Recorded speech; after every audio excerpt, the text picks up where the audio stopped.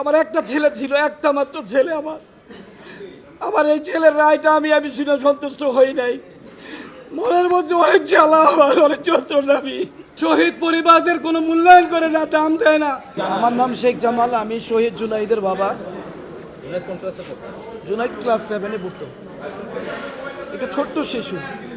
আজকের এই রায়টা শুনে আমি খুব বিস্মিত হয়ে গেছি, আমি স্তব্ধ হয়ে গেছি। আমার আমি কি বলবো, আমার তো বলার কোনো ভাষা নেই। যে আমার নিজের কাছেই খারাপ লাগতেছে যে এরকম একটি ক্লাস 7-এ পড়া একটা বাচ্চা, ছোট্ট বাচ্চা, তার মাথায় এভাবে গুলি করে এদিক দিয়ে বের করে দিচ্ছে।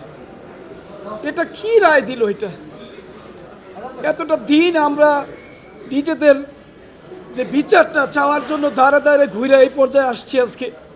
আজকের এই রায় শোনার পরে আজকে মনে হয় না যে ওর মা আজকে আসতে পারে নাই, ওর মা আসতে পারে নাই। আজকে আসলে হয়তো জানবে, জানার পরেও ঘরের মধ্যে একটা পরিস্থিতি কি তৈরি হবে।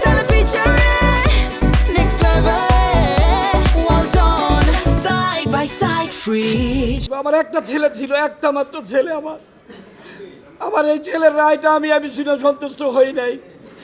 মনের মধ্যে অনেক জ্বালা, আমার অনেক যন্ত্রণা। আমি ভুগতেছি যে আমার কিরকম লাগে। প্রতিটা রাত্র আমরা ঘুমাইতে পারি না। আমাদের এখন রীতিমতো আমরা চলাফেরায় ভয় পাই যে আমাদের পরবর্তী স্টেপগুলি কি আসতে পারে, কি হবে। আমাদের জানের কোনো নিরাপত্তা নাই। কেউ আমাদের এই ব্যাপারে কোনো সহযোগিতা করতেছে না। যে এই শহীদ পরিবারগুলি রাস্তাঘাটে চলাফেরা করে, কোন দিন কোন একটা অ্যাক্সিডেন্ট হয়ে যায়। আমি সেদিন তাজুল ইসলাম স্যারের কাছে বলছি, স্যার আমাদের প্রোটেক্টের জন্য কিছু দেন স্যার।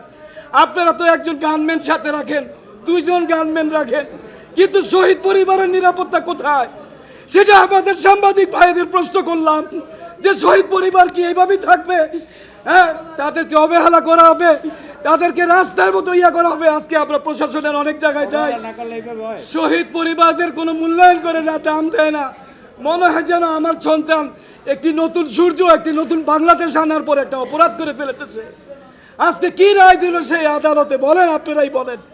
প্রিয় সাংবাদিক ভাইরা, দয়া চাই আপনাদের কাছে, জয়াতে সুষ্ঠু বিচার আমরা চাই।